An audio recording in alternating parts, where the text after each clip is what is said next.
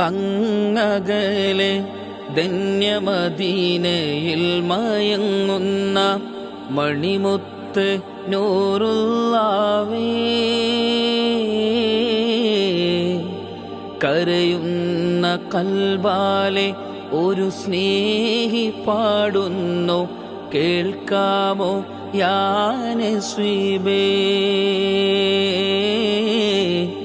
കേൾക്കാമോ യാ നസ്വീബേ.